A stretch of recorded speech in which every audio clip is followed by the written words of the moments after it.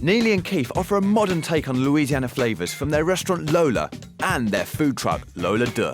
Today we're going to be cooking a twist on the Louisiana crab cake, but we use crawfish and deep fry them. We're cooking Louisiana crawfish balls with a remoulade sauce. Right, so over here we've just got a pan on the heat, haven't we? And we've got just some butter. Some butter. Our first three ingredients are celery, white onion and green peppers. Three staples of Cajun and Creole cooking. It's called the holy trinity of Creole Cajun cooking. From there we can add some fresh minced and garlic.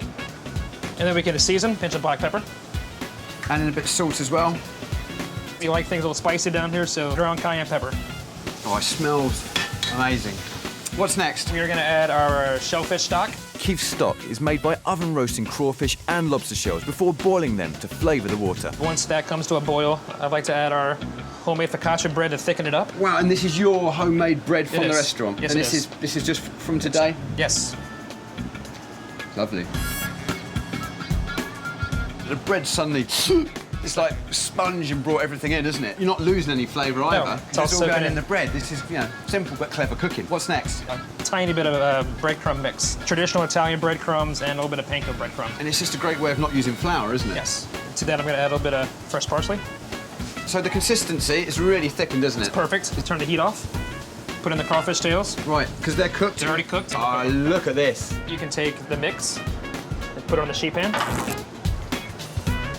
I'm trying not to waste a single bit of this.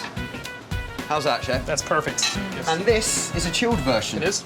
The mixture is then rolled into balls, roughly the size of a golf ball. From this stage, then we're going to bread up our crawfish balls and fry them. So we've got flour Flour, and into the egg wash, egg wash.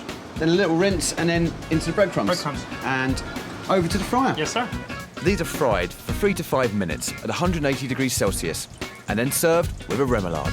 Okay, so first we're gonna put in the onion and the raw garlic into our food processor. How much?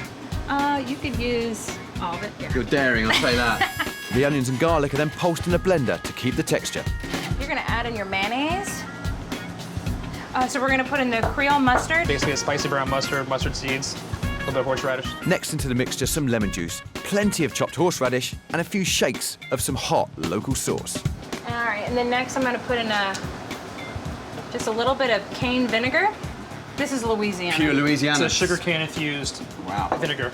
We're gonna do about a pinch or two of your paprika, and that's gonna give it a little bit of color. And just pulse again. Yep. Just get it all mixed up. That's good. And last of all, Neely adds a bit of dried parsley for colour. But before I tuck into these, here's a reminder of how they're made. Start by sweating off your vegetables, the holy trinity of onion, celery and green peppers. Next add some chopped garlic and season with salt, pepper and cayenne pepper. Pour in some shellfish stock, bring to the boil and add chunks of focaccia bread and some breadcrumbs to thicken. Add a touch of parsley and stir in the pre-cooked crawfish and then cool the mixture on a tray.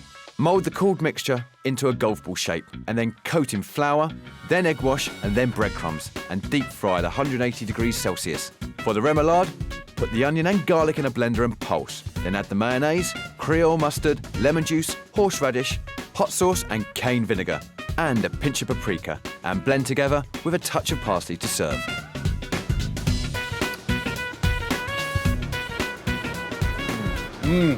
It is so good. And you've got these lovely big whole bits of crawfish, but the onions, all the spices, it's really tasty. I think what the remoulade does is bring it to life, doesn't it? Yum. Wow, wow, wow. The sweetness works so well with the fish.